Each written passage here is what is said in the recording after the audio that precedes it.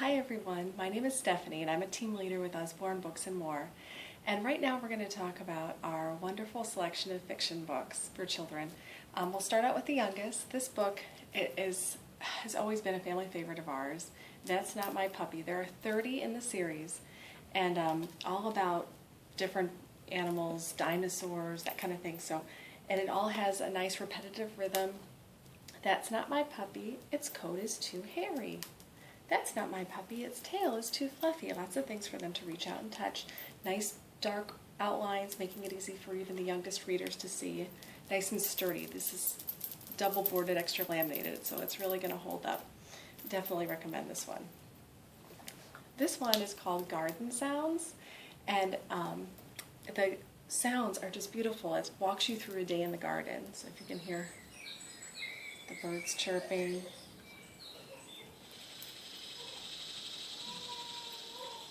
grasshoppers, birds singing. There's nice finger trails in here for the babies to reach out and touch.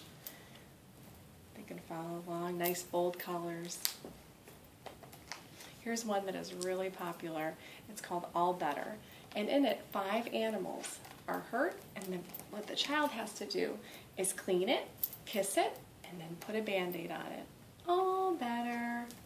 And so these Band-Aids are fully reusable. If they ever lose their stickiness, you just run them under cold water and they're as good as new.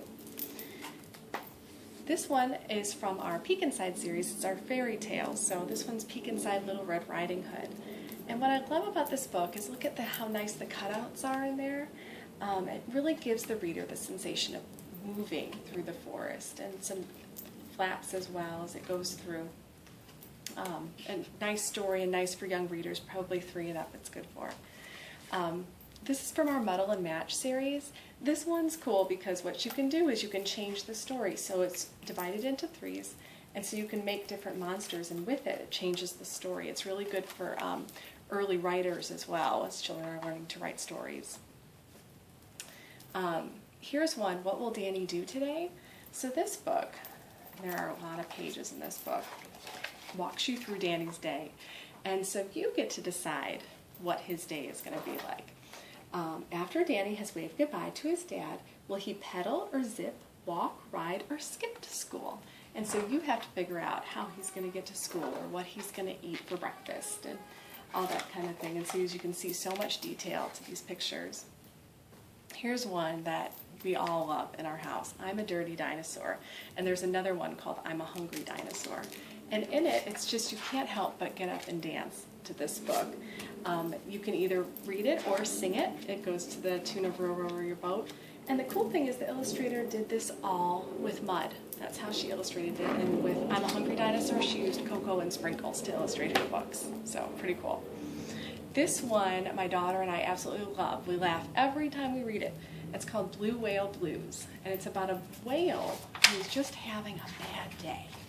And he is upset because his bicycle isn't working and he can't figure it out. And so his friends try to help him. And in the end, they figure it out and they have a big whale laugh about it. So we can all relate to that one. Here's another cool one. This is A Tale of Two Beasts. And this story is all about, it's told from 2 perspectives. It's told from the little girl's perspective. And so she finds this beast in the woods and she decides that she's got to rescue the beast. So she wraps the beast up and takes it home, and it goes through the story. And then the second part of the book is told from the beast's perspective, the other beast, the squirrel. And so in the story it talks about the squirrels just happily hanging out, and then this beast comes and takes the squirrel away out of the forest. And so it's a cool book to teach different perspectives and stuff like that. So it's a neat concept. This is one that is really popular. It's about a monster named Nibbles. And this monster loves to eat everything, but especially books. So as you can see, this monster is going through fairy tales. You can see the cutouts there. And eating his way through the fairy tales. So this one's a lot of fun. Here's one that I absolutely love. It's called Cordelia. And it's about a little girl who can fly. And so she flies and talks about how much she loves flying until one day, people start to tell her she can't fly. And all of a sudden, she starts to believe what they say. And so she stops flying, and all of a sudden she realizes that maybe what they're saying shouldn't mean anything to her. If she believes she can fly, that's what matters. Very good story, very empowering. This is by the same author. It's called Jonathan James and the What If Monster. I love this one. It's all about, and I think everyone can relate to this, a little boy, Jonathan James, who's followed by this what if monster. And so he keeps saying, what if you tumble? What if there's wind? What if you slip and your knee gets all skinned? Keeps putting doubt into his mind. Until finally Jonathan James says, but what if you're wrong? And what if everything turns out right? And he goes through all the things that could go right. So I highly recommend this one. It's especially good for kids who are starting school, I think, or off on any kind of new adventure. Here's a series that I absolutely love. It's called the Illustrated series, and there are a lot in there. We have Aesop's Fables, we have Hans Christian Andersen, we have adventure stories, enchanted stories, we have tons of them.